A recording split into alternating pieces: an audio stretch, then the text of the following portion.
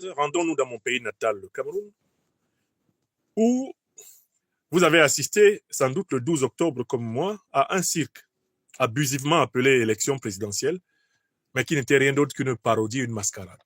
Quand j'aborde la situation du Cameroun en 2025, je commence toujours par rappeler à tous que pour nous, lions et lions indomptables de la libération panafricaine du Cameroun, il n'y a pas eu élection présidentielle le 12 octobre 2025 au Cameroun. Car pour qu'il y ait élection présidentielle, il faut que soient remplies 5 conditions élémentaires. Première condition, il faut qu'il y ait des listes électorales consensuelles et incontestables. C'est la mappemonde de toute élection. Deuxième condition, il faut qu'il y ait une institution électorale impartiale, indépendante. Troisième condition, il faut qu'il y ait un juge électoral impartial, indépendant des candidats et de leur parti. Quatrième condition, il faut qu'il y ait une transparence sur les mécanismes de financement des opérations électorales, qu'elles soient publiques ou qu'elles soient individuelles. Et cinquièmement, il ne faut pas qu'il y ait un candidat qui utilise la force légale de la police, de la gendarmerie, de l'armée, des services secrets pour braquer le peuple, donc l'électorat, ou braquer les autres candidats, et exclure tout naturellement les candidats qui seraient à même de mieux le concurrencer. Voilà les 5 conditions qu'il faut remplir pour qu'on parle d'élection. Or, aucune, je dis bien aucune de ces 5 conditions n'a été remplie par le régime pourri de Biya Paul. Une dictature qui date de 1982 et qui a succédé à la dictature d'Ahidjo, qui de 1960 à 1982 a tenu mon pays natal en otage. Dictatures qui nous ont été imposées par le colonialisme et le néocolonialisme français et qui sont coupables, notamment avec à leur tête Ahidjo et Biya, du génocide du peuple camerounais entre 1955 et 1971, plus d'1 million de personnes assassinées qui attendent d'être symboliquement inhumées avant de libérer l'âme collective, l'âme immortelle du peuple camerounais, du pouvoir des démons qui la retient aujourd'hui en otage et en captivité. Donc, aucun débat politique sérieux sur la situation du Cameroun actuel ne peut commencer sans la reconnaissance de l'évidence qu'il n'y a pas eu élection. Or, quand il n'y a pas eu élection, ça veut dire qu'il n'y a pas de gagnant et il n'y a pas de perdant. Parce que pour qu'il y ait un gagnant, il faut qu'il y ait eu élection. Pour qu'il y ait un perdant, il faut qu'il y ait eu élection. Or, comme les 5 conditions de l'élection n'ont pas été réunies, Biya Paul ne peut pas dire qu'il a gagné l'élection. Il ne peut même pas dire qu'il l'a perdu. Parce qu'il n'y a pas eu élection. On a amené les Camerounais vers un faux débat. Qui a perdu, qui a gagné? Pour que quelqu'un perde ou que quelqu'un gagne, il faut d'abord qu'il y ait élection. Listen to me very well, Cameroonian. I will say it in English and then I will say it in Bassa Bantu. Because we are lying. We are joking with our own history. For an election to be, there are 5 minimal conditions. The first is that there must be consensual electoral lists verified by all the concurrents and by justice. Number 2, there must be an electoral independent commission, which is impartial, not dependent on one single party or one single man. Number 3, there must be a judiciary system for the arbitration of all cases that will come through the electoral process. Number 4, there must be a true transparency on all the finance of the electoral process. How money is obtained, where money is coming from, we must know. If we don't know, this is not an election. And number 5, there is no election where one single candidate uses the police, the gendarmerie, the armed force of the country against his people, against the other candidates for intimidation or violence. If those 5 conditions are not respected. You cannot call this election. That is why there was no election in Cameroon on October 12. Write it. Tilana yom i. Tilana. Abon ma Cameroon. Wahale meme pro be yom nini basa balong yen. Élection et bébé Cameroun. Nka oui balon sobo por jam li Cameroun. Lamanduk boro ne belle élection et bébé Cameroun. I song jomini di yene. Hello sondi i jomni riba. Élection be. Nous les bon les élections et ba. Car il moul ba boro ba so ba e mukere élection in la mabanayo. Ba c'est les listes électorales. Pas le ngwebe yo élection tabe. Nous bon les élections ba. Les couli aux élections, moi c'est la commission électorale indépendante la maba. Bala ne gobe les couli. Bala ngimou nyanga ne les couli joliso. Iyom I bas rebe yo les élections. Emblana melonge. Dion hela. Inyo bon les élections eba insombla le dibana. Ndab minka itabe imo mamuru wara. Ndab minka ilama ba ite sep ipola long. Inyo bon le Mamben Hikmur a dit hemo. Bala ne gwebe ndap minka ite se ni bilonga Mamben Hikmur andi he. Ni tabele ni kale ni bana election a bon ba Cameroon. De habi krebi tembel. De habi krebi tembel ni whip ni manola. Ni li emb. Jamli honeli na li hel hale. Lola nem par por jam de élection moni ngomi so mi mpa mu kere élection hikmura la mal yi hemi he borba yongo moni ibon campagne yap bala ni yibe ni kalbang le élection ñu le borba whip ba job mu kere ba nim élection ni moni mi whip jam li onalitan ibon le élection ba e so mblale mur abongo bang sonda police, gendarmerie, sonda bunga go so mura lama be bongo go isis long yoso. Alama be bongo go ibunga bon balong i kere élection. Alama be bongo sonda long. I karal tel. Balem mama tad batabe kere élection, ouais élection be. Donc tout le monde doit comprendre qu'il n'y a pas eu élection au Cameroun et ce qu'on veut présenter aux Ivoiriens le 25 octobre, là, on n'appelle pas ça élection. Et dès que tu n'as pas compris que c'est pas une élection, tu rentres dans un faux chemin et tu rentres dans un faux débat. Tu te mets à essayer de savoir qui a gagné. Mais qui a gagné quoi? Qu'est-ce qu'on a expliqué aux Camerounais? Quand nos parents nous envoyaient au marché avec un billet de 5 000, de 2 000 ou de 1 000 francs ou de 10 000, qu'est-ce qu'ils nous ont dit? Si en allant au marché là-bas, on trouve deux types qui se battent autour d'une table avec des cartes qu'ils cachent sous un gobelet. Et puis, un troisième qui vient faire semblant d'avoir trouvé l'endroit où se trouve l'argent. Et qu'on nous présente comme ayant gagné. Qu'est-ce que nos parents nous ont dit? Que faut-il faire de l'argent qu'on nous a donné pour faire les courses au marché? Est-ce qu'il faut essayer de gagner plus d'argent en allant participer au jeu de ce qu'on appelle chez nous les two fingers, c'est-à-dire les voleurs qui tirent avec deux doigts, tout, en pidgin English, deux fingers, deux doigts. Quand tu vas au marché, tu vois les gens, hey, je joue, je gagne, je joue, je gagne. Et ils organisent un faux gagnant. Pourquoi ils organisent un faux gagnant? Pour que les niais, les mbouts qui sont sortis du quartier avec l'argent, viennent jouer. Eux, ils vont perdre. Donc, quand il n'y a pas les conditions de l'élection, tous ceux qui participent là, ce sont les voleurs du marché central. Ce sont les voleurs du marché dont nos parents nous ont dit, il ne faut pas les écouter, il ne faut pas jouer dedans. Ils vont voler ton argent. Et tout ce que tu vois là, ils appartiennent au même club. Un club des trompeurs. Ils sont très authentiques dans leur jeu, mais ce sont tous des voleurs. Et il n'y a pas un bon dedans. Au final, ils vont se partager ton argent. L'un fait semblant de perdre contre l'autre, mais au final, ils se partagent. Ils sont entre eux. Mais quand vous regardez ce que M. Biya appelle processus électoral, ce que le régime Biya appelle processus électoral au Cameroun, vous n'avez pas vu qu'il a d'abord exclu tous ceux qui ne veulent pas jouer comme il veut? Il a d'abord exclu 3 millions de Camerounais de la diaspora. Il a d'abord exclu le peuple camerounais des listes électorales. Après, il a regardé, il a choisi des opposants, il les a exclus.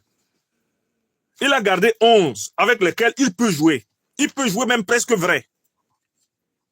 Et c'est avec eux qu'il est en train de jouer. Le peuple camerounais qui ne maîtrise ni les listes électorales, ni la commission électorale. Et le peuple camerounais ne maîtrise même pas la Cour constitutionnelle, le Conseil constitutionnel. Le peuple camerounais ne maîtrise même pas l'origine de l'argent que ces gens-là utilisent. Si on demande aux Camerounais où est-ce que ces gens-là ont pris l'argent avec lequel ils battent campagne, les Camerounais sont incapables d'expliquer. Le peuple camerounais voit très bien qu'il y a un candidat qui braque tout le pays avec l'armée. Du moment qu'elle lui obéit encore. Comment peut-on, dans ces conditions, essayer de savoir qui a gagné, qui a perdu? On cherche à savoir qui a gagné, qui a perdu quand il y a eu élection, papa.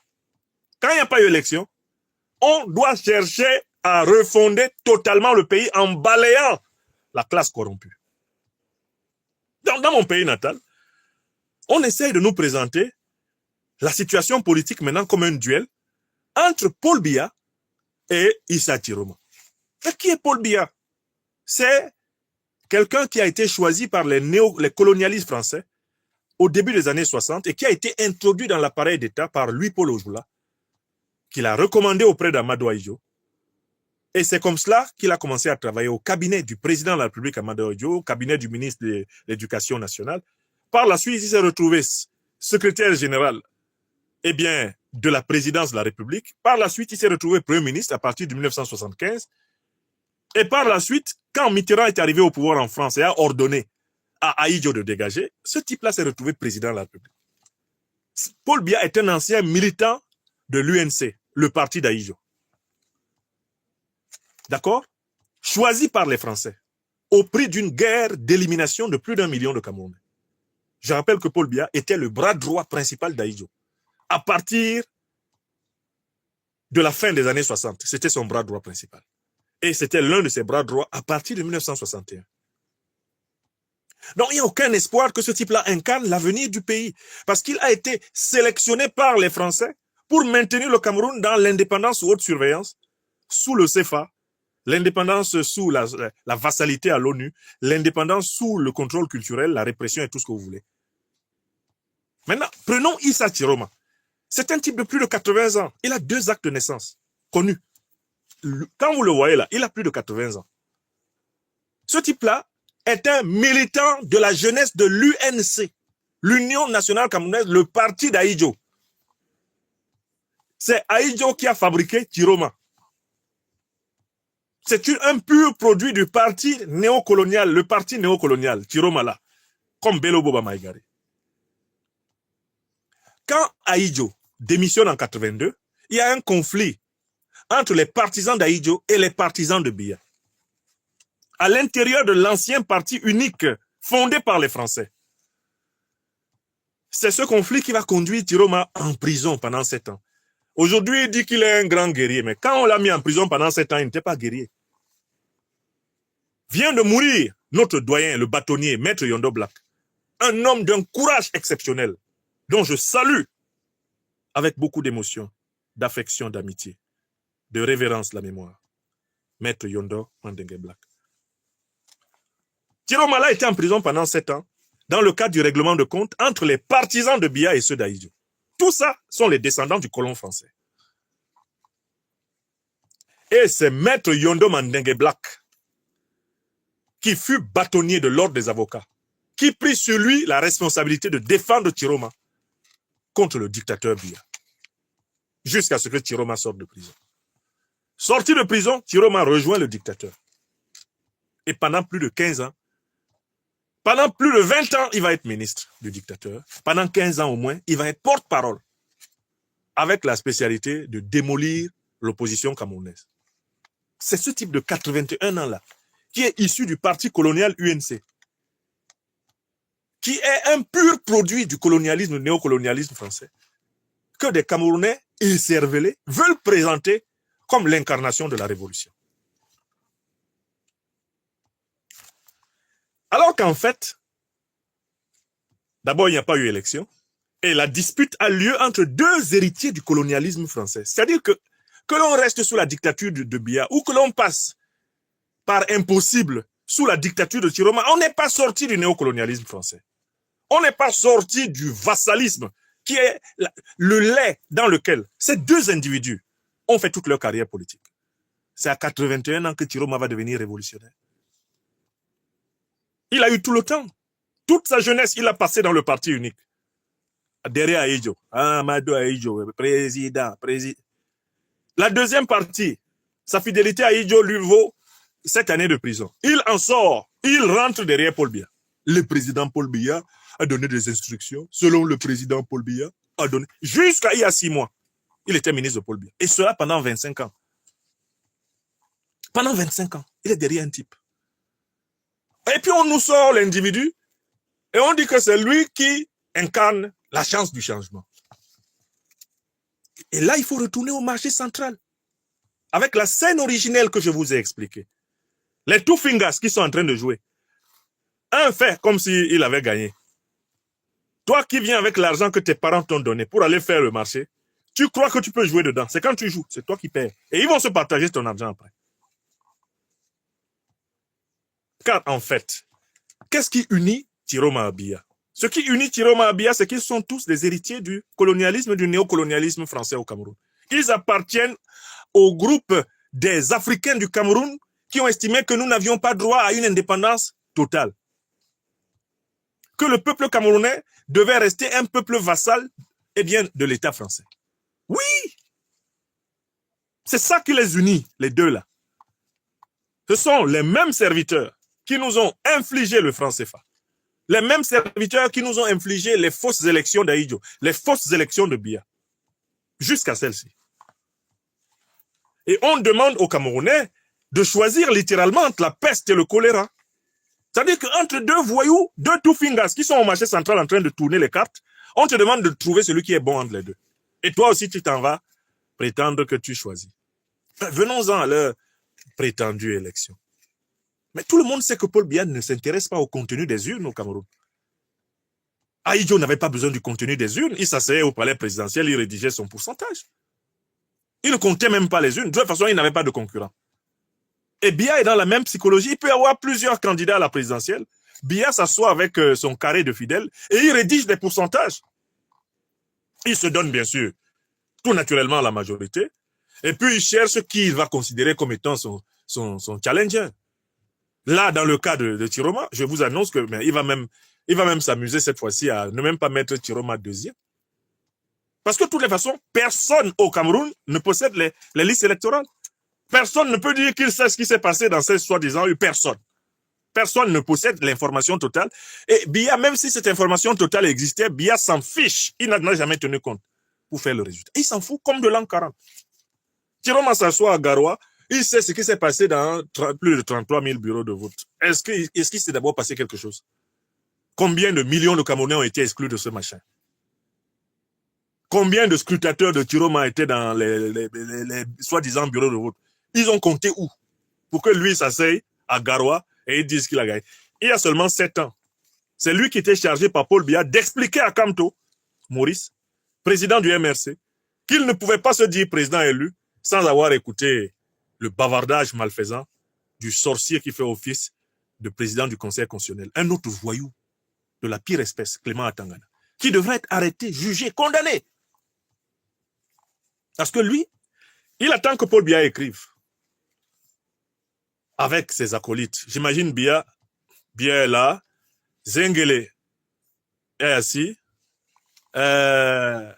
Chantou Biya, bien sûr, est assis, Chantal Pucheri Biya est assis, Franck Biya est assis, qui d'autre est assis? Ngongo Ferdinand est assis. Ils sont assis comme ça, hein. Les généraux principaux de l'armée sont assis. Ah donc, à votre avis, je dois me donner combien de pourcentage? Les gens commencent à lui dire, non, président, mais 90%. Non, 90, c'est trop. C'est trop. En Koukouma, 90, c'est trop, hein. Fais comme tu avais fait pour contre Kamtoula. Mais 70%, tu sais que le chiffre 7 est intéressant. Franck Biya dit, non, papa, moi, je pense que cette fois-ci, bon, il faut essayer de partager un peu plus les sondages. Les pourcentages, il faut donner un peu plus aux petits opposants pour montrer que la jeune génération monte un peu. Donc, tu peux gagner avec une courte tête, hein, 60%, même 57%, c'est bien, papa. Le vieux Zengele, toi, tu penses que quoi? Président, moi, je pense qu'on ne doit pas s'amuser avec le pouvoir. Tu dois gagner cette fois-ci avec 99% parce que c'est un peu proche de ton âge. Moi, je contrôle la police. Je suis le père de la police. Personne ne va bouger. Ngongo, toi, tu penses que quoi? Vraiment, Monsieur le Président, Excellence, de toutes les façons, vous avez gagné. Donc, vraiment, pour moi, même si vous dites que vous avez fait 55% et vous partagez tout le reste aux autres, ça ne me pose aucun problème. Je suis à votre service, à votre disposition. Que le Seigneur vous accorde 150 ans à la tête de notre pays. Et un président, un Koukouma. Quant à toi, Famandongo. Famandongo est déjà à genoux. Avant que Paul Biya n'ait posé la question, il est déjà à genoux. Famandongo est déjà à genoux. Avant que Paul Biya n'ait posé la question là. Quant à toi, Famandongo, tu dis quoi? Il est déjà à genoux. Chef de l'État, mon créateur, l'homme sans lequel je ne peux respirer. Oh, éternel, Seigneur, accorde-lui d'avoir l'élixir de vie et d'être toujours lui à la tête de notre État. Ah, papa, mais normalement, tu dois même pas, mais vous ne devez même pas être l'objet d'un pourcentage. On met d'abord 99% et puis on réfléchit après sur ce qu'on ajoute ou on enlève. Famandongo, là, tu exagères. C'est trop. Tu veux me mettre des scores comme ceux d'Aïdjo? Je l'ai laissé enterrer à Dakar.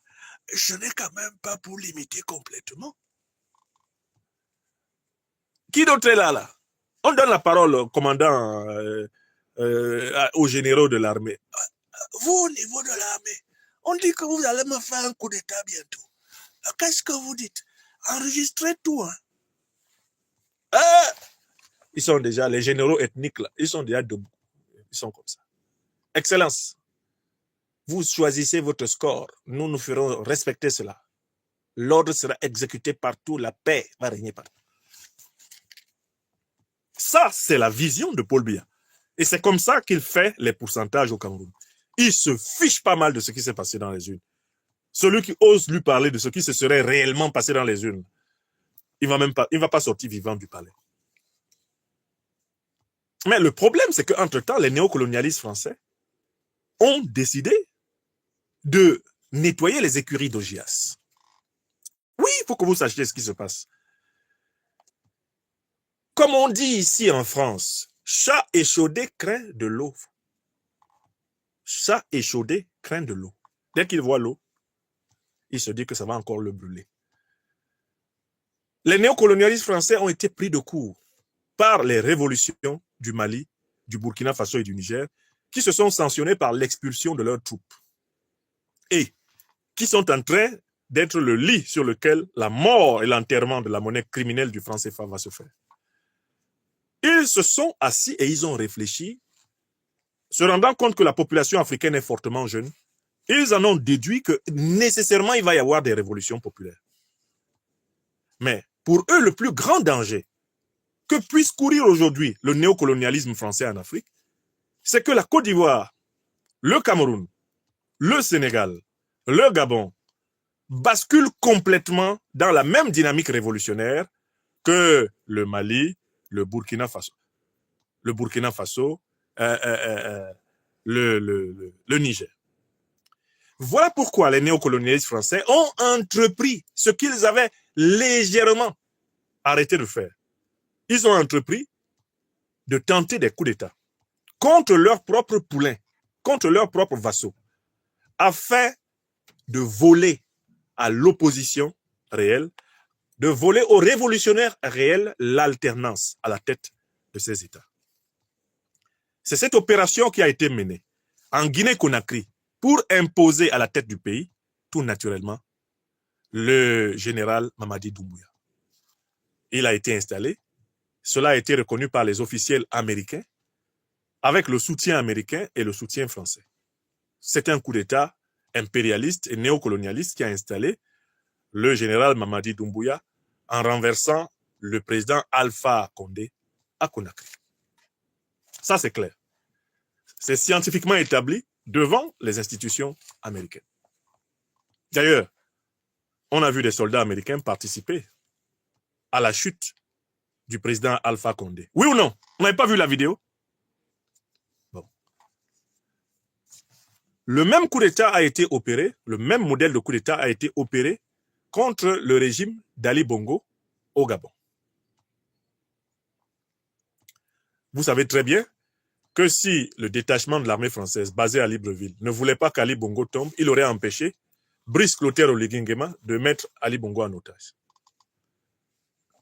La chute d'Ali Bongo n'a été possible que parce qu'il avait été lâché par les parrains traditionnels du régime néocolonial gabonais, à savoir les Français. Voilà pourquoi Ali Bongo parla essentiellement anglais à l'heure de la détresse et s'écria « Make noise, make noise, make noise ». Il en appelait au monde anglo-saxon puisqu'il se savait perdu pour l'élite de la France-Afrique. N'est-ce pas? Donc ce modèle-là, qui a consisté à anticiper sur les révolutions populaires pour imposer des vassaux, des nouveaux vassaux à la tête de certains pays africains, c'est ce modèle qu'on veut tester si le régime Biya venait à être fragilisé, si le régime Ouattara venait à être fragilisé. On veut rapidement positionner un officier du style Oligui Nguema ou Mamadi Doumbouya à la tête de la Côte d'Ivoire ou du Cameroun. Est-ce que vous avez compris? Et là, je reviens à M. Tiroma, qui s'agite à Garoua, où en réalité, il est déjà en résidence surveillée par la volonté du dictateur Biya. Parce que si Tiroma prétend être le soi-disant président élu de la non-élection, de la pour-élection camerounaise, la moindre des choses veut qu'il vienne dans la capitale où on exerce la fonction de président, à savoir Yaoundé. Qu'il aille s'asseoir, ne serait-ce qu'à sa résidence de Yaoundé, et qu'il répète ce qu'il a dit à Garo. Or, ce qu'il ne voit déjà pas, c'est que Biya et ses hommes l'ont mis en prison dans sa maison à Garo. Il est interdit, en fait. Il est déjà en résidence surveillée. Tiroma, à Garoua. Garoua, c'est pratiquement 1000 km au nord. D'accord? Donc, en fait, Tiroma peut dire tout ce qu'il veut. Tant que Biya l'encercle dans sa résidence à Garoua, son problème politique est déjà résolu. Biya a donné le même exercice à l'opposition camerounaise contre le président Maurice Kamto, qui a été encerclé, incarcéré dans sa résidence. Eh bien, à Yaoundé. Et malgré la popularité relative dont il jouissait alors, les choses en sont restées là. Biya a levé la résidence surveillée quand cela lui a plu. Parce que le vrai problème dans le pays, c'est que le peuple ne s'est pas encore levé. Le peuple n'a pas encore confiance en ceux qui lui proposent le changement. Il n'y croit pas encore. Donc Tiroma qui est là, la question qui se pose, c'est pourquoi est-il apparemment si sûr de lui? Lui qui pourtant, en tant que porte-parole de Biya, était chargé d'intimider Maurice Kamto, de lui dire toutes les paroles de menace possibles. Il était pratiquement l'Atangandji de Biya en 2018, Tiroma, contre Maurice Kamto, qui challengeait alors Biya. Mais d'où lui vient cette confiance? Mais la confiance dont Tiroma fait preuve vient sans doute d'un mensonge auquel il croit. Mais il est le seul à y croire. Les parrains néocolonialistes france-africains lui ont dit, probablement, que le tyran de Yaoundé, s'il venait à s'autoproclamer élu comme d'habitude, eh bien, à ce moment-là, lui, Tiroma, bénéficierait du soutien de ses parrains france-africains pour exercer le pouvoir. C'est en réalité trop gros. Parce que pour que lui, il exerce le pouvoir, il faudrait que les militaires qui vont défaire la garde de Biya, il faudrait que ces militaires prennent le pouvoir pour lui donner. Et je vous invite à constater que nulle part dans le continent, un militaire ne prend le pouvoir pour donner à quelqu'un. Si les militaires prenaient le pouvoir pour donner à quelqu'un, Mamadi Doumbouya aurait appelé Cellou Dalein Diallo pour lui dire « Viens, on va organiser une vraie élection, moi avec l'armée, on va veiller, et puis si tu gagnes, c'est toi qui préside. Si les militaires qui prennent le pouvoir là voulaient donner le pouvoir aux civils, Oligui Nguema serait allé voir le professeur Ondo Ossa pour lui dire viens. À mon avis, c'est toi qui aurais battu donc Ali Bongo à l'élection. Viens exercer le pouvoir. Je suis venu arbitrer, c'est toi. D'accord? Les militaires là, dès qu'ils sortent et qu'ils prennent le pouvoir, ils l'exercent eux-mêmes. Donc Chiroma, il va être doublement cocu. Que dis-je? Triplement cocu. Il va être cocu parce que c'est Biya qui l'a envoyé jouer au pseudo-opposant. Et en chemin, il a été pris par un délire. Il a cru vraiment qu'il incarnait la révolution, alors qu'il incarne l'involution politique du Cameroun. Il incarne vraiment la classe politique qui doit être balayée avec Biya. Et tous doivent dégager, sans exception. Cette classe politique héritée du colonialisme et du néocolonialisme français, qui a participé au grand massacre, eh bien, des années 55 et jusqu'à 71, elle doit quitter le pouvoir. Ils doivent tous quitter le pouvoir. C'est pour ça que j'ai dit Biya et ça. Biya, c'est Ali Baba et ses 40 voleurs là. Ils doivent quitter le pouvoir. Donc, lui, il pense que les néocolonialistes français vont faire un coup d'État pour l'installer. Alors que lui, il va seulement être utilisé comme un appât, comme un alibi, comme un prétexte. Mais que dès que les militaires, là, il y en a un qui aura défait la garde de Biya, ils vont prendre le pouvoir pour eux-mêmes et leurs maîtres étrangers, s'ils en ont. Les militaires ne font pas de coup d'État pour installer un civil. S'ils font le coup d'État, ils s'installent eux-mêmes. Vous l'avez vu partout. Donc, le Cameroun est aujourd'hui en train d'aller, en fait, vers une dictature militaire. Parce que il faut aussi souligner que la troupe de Biya, là, elle est constituée de gens qui ne seront pas prêts à mourir pour lui. Hein. Toi-même, quand tu es un militaire au Cameroun, tu as intérêt à mourir pour un type de 91 ans. Si ça chauffe sur Biya, là, toi, militaire, gendarme, tu as intérêt à mourir pour un type de 91 ans. Ouais, dis donc. Tu as intérêt à mourir pour lui. Il ne représente plus rien dans l'avenir. Mourir pour lui, c'est mourir cadeau. Donc, en fait, on est dans une situation précise où Biya compte sur son dernier carré pour contrecarrer le projet de coup d'État que ses maîtres ont préparé pour le dégager. Chiroma compte sur la promesse des mêmes maîtres, les néocolonialistes français, pour qu'une unité bouge pour écraser Biya et pour que lui, on l'amène pour l'installer au palais. Ce qui n'arrivera pas. Tout ce qui risque d'arriver là au Cameroun, c'est qu'on passe de la dictature civile de Biya à une dictature militaire. Voilà pourquoi le peuple camerounais doit jouer son rôle en imposant une transition vers une nouvelle république fédérale. Et ça passe par une révolution populaire, progressiste, pacifique, par des millions de Camerounaises et de Camerounais qui, au moment T, prennent la rue pour dire « Nous voulons une transition politique, nous voulons une nouvelle constitution, nous voulons une reconstruction de notre État pour résoudre la question anglophone, résoudre l'insécurité au nord, résoudre le problème de la transparence dans la gestion du bien commun.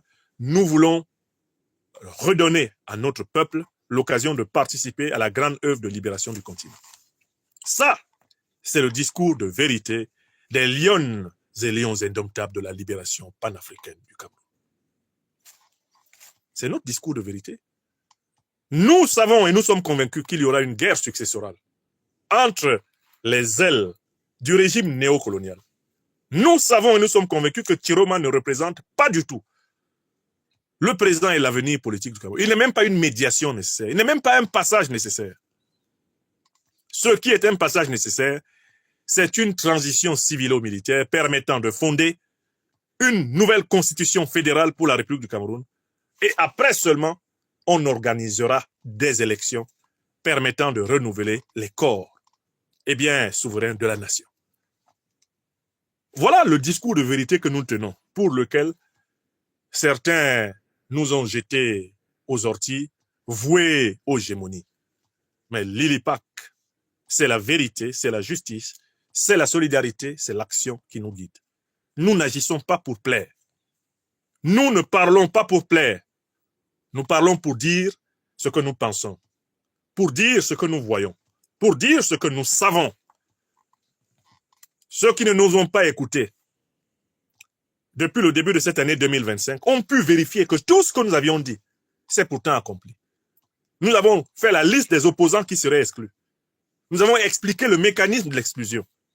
Nous les avons exhortés à rechercher essentiellement la mobilisation populaire, parce que seule elle nous permet, en tant que peuple panafricain, de nous libérer de la dictature de Paul Biya et de ses clones que sont Bello, Bouba, Tiroma et tous les 11 accompagnateurs de foire qui font semblant maintenant de faire du contentieux pour donner l'illusion qu'il y aurait eu quelque chose comme une élection. Donc le Cameroun, je me résume, est en train d'aller vers une dictature militaire.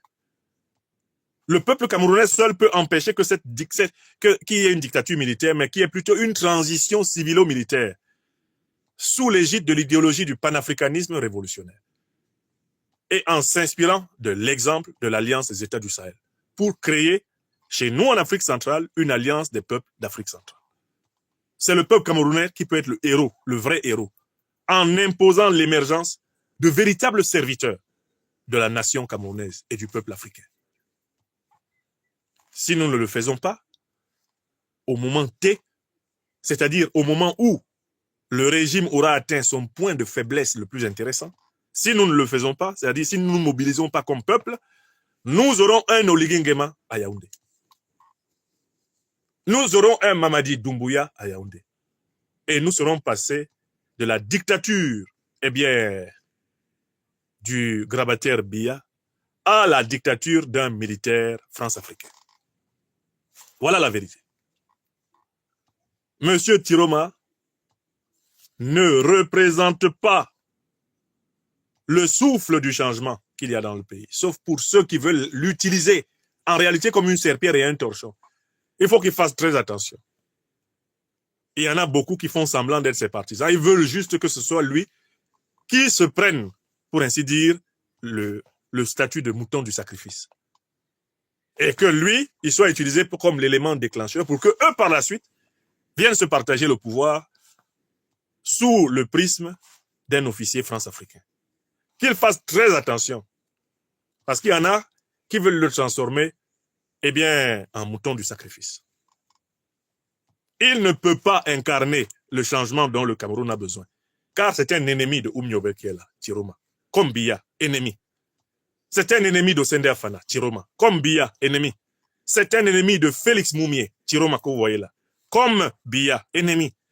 C'est un ennemi d'Ernest Wandier, fusillé le 15 janvier 1971 à Bafoussam par le régime Ahidjo Biya. Comme Biya lui-même. Ce sont des ennemis de la souveraineté du peuple camerounais. Les Camerounais ne doivent pas choisir entre la peste Biya et le choléra Tiroma. D'autant plus qu'il n'y a même pas eu élection, comme je l'ai dit au départ. Donc il faut plutôt veiller à ce que le pouvoir retourne au peuple à travers une transition civilo-militaire guidée par des patriotes panafricanistes révolutionnaires, des sociétés civiles et des forces de sécurité du Cameroun. Énorme longueur. Au joie, vous avez bien compris, c'est ce que je voulais vous dire. Donc, depuis Moscou où j'étais, où d'ailleurs j'ai discuté avec des tas de gens de cette actualité camerounaise, j'étais frappé par le degré d'inconséquence de beaucoup d'analystes qui n'ont pas cette connaissance intérieure de la politique camerounaise et qui s'étaient mis à croire que Tiroma représentait l'espoir du Cameroun. Un type de 80 ans passés est l'espoir d'un pays dont la majorité de la population a moins de 40 ans. Mais ça ne va pas dans la tête là. Je leur ai dit, mais écoutez, prenez votre avion et allez au Burkina. Prenez votre avion, allez au Burkina. Atterrissez à Ouagadougou. Vous allez voir ce que l'Afrique doit être. La génération qui doit transformer le pays est au travail. La génération qui doit transformer le Burkina Faso est au travail. Comme l'a rappelé un de mes amis sur place à travers la théorie du yandisme. La génération qui doit transformer le Burkina Faso est au travail. Vous allez, toutes les institutions, dans le cadre de la révolution populaire progressiste, reçoivent le sang neuf du peuple. Quand vous allez sur le chantier face au Mebo, vous voyez la génération qui gouverne le pays qui est au travail, avec l'assistance de toutes les autres générations. Mais c'est elle qui est au travail, car c'est elle qui est en capacité de faire. Oui. Et puis vous reprenez votre avion, vous allez au Cameroun. Vous trouvez des vieillards qui ont colonisé toutes les institutions et qui les ont paralysées dans un immobilisme fatal. Et Tiroma fait partie de ces vieillards-là, qui depuis plus de 50 ans paralysent ce pays. Paralyse le pays. Et on essaie de vous expliquer que... Non mais, j'ai discuté avec quelques personnes à Moscou et je suis heureux. La discussion n'a pas duré 3 minutes. Ils avaient rejoint mon avis. Quand je leur ai décrit la trajectoire idéologique du personnage, quand je leur ai décrit, eh bien, la mystification qui est en cours, il n'y a pas élection. Comment quelqu'un peut vous dire j'ai gagné ou bien je n'ai pas gagné? Un truc qui n'existe pas. Pour être gagnant à une élection, il faut qu'elle ait eu lieu. Or, il n'y a pas eu élection. Et puis, les deux là, qu'on essaye de nous proposer comme des rivaux, mais en fait, les deux qu'on essaye de nous proposer comme des rivaux, c'est deux larrons en foire du néocolonialisme français, c'est deux produits du néocolonialisme français. On vous demande de choisir entre la peste et le choléra, vous choisissez. Ouais, comme on dit chez moi à Douala, mbout, nasik. Être Tumbula, c'est presque un métier. Hein. C'est Tiroma qui va changer votre vie. C'est Bello Bouba. Ministre depuis 1972, l'année où moi je naissais. Astaghfirullah. Et puis, quand on critique ces individus-là, qui ne représentent pas l'avenir du Cameroun, certains viennent essayer de nous faire valoir que c'est par tribalisme. Quel tribalisme? Quel tribalisme? Quand nous avons voté massivement pour Frundi, en 1992, c'était par tribalisme. Je n'ai pas cherché à savoir. Que Frundi soit de l'Ouest Bamileke, ça fait quoi? Nous avons voté pour Frundi. Oui! Nous avons voté pour lui. Parce qu'il n'avait pas le même passif que ces gens-là. Même si il avait flirté un temps avec le régime, il n'avait pas le même passif. Il n'avait pas le même passif.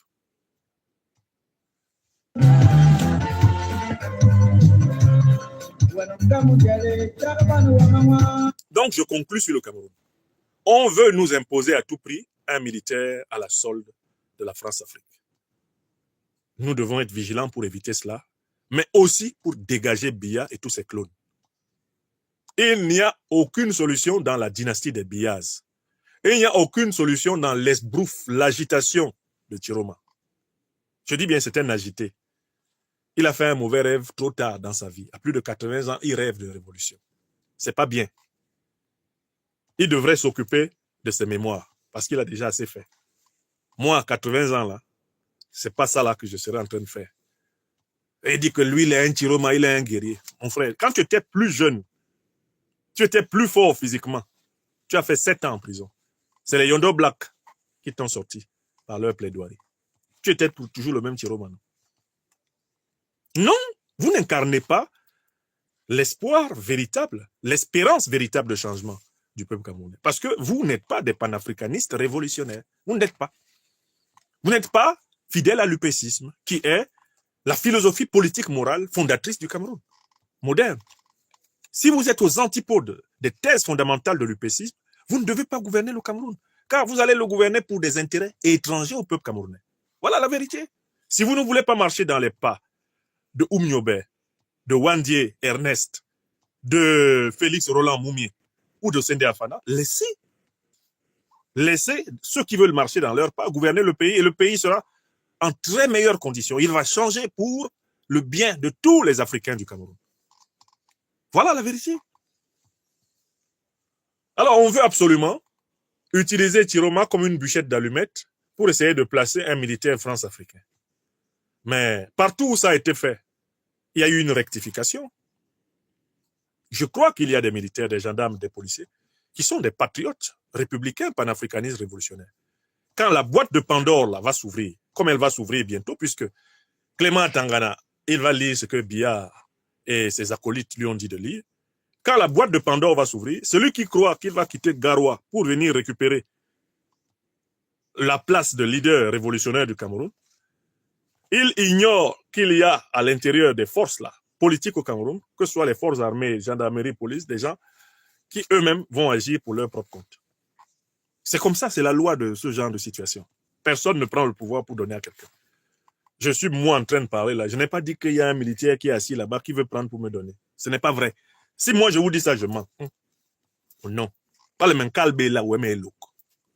Celui qui tombe bien, il va exercer le pouvoir. Même moment, même pour quelque temps. C'est la loi du genre. Ceux qui ont tombé Alpha, celui qui a pris Alpha dans sa main, à un moment donné, Mamadi Doumbouya, c'est lui qui exerce le pouvoir.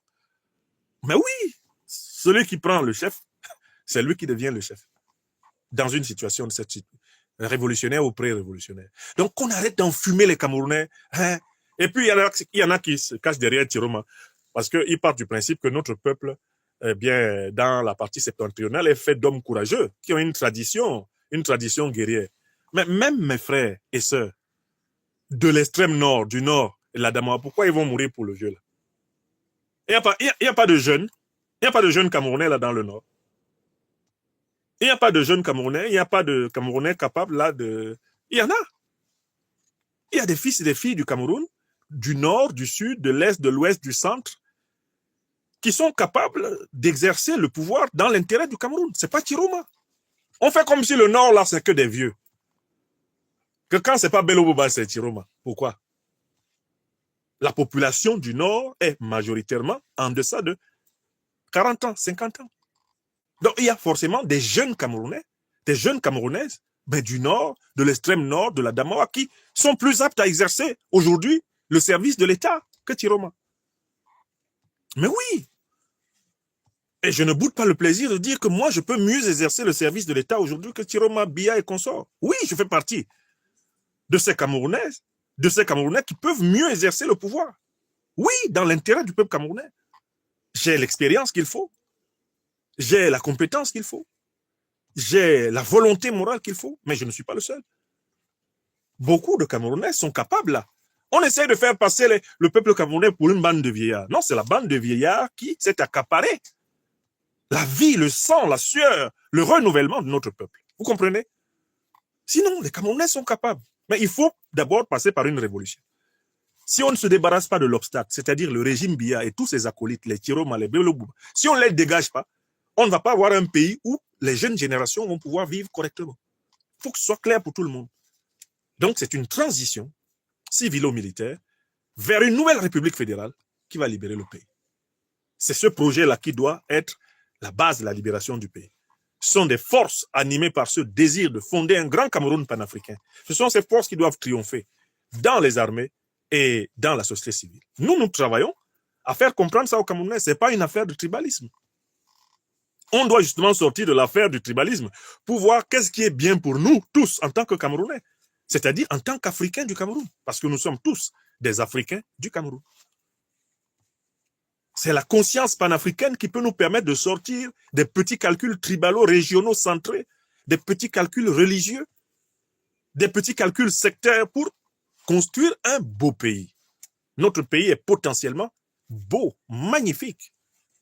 Mais il faut pour cela que de véritables serviteurs de la nation africaine prennent le pouvoir.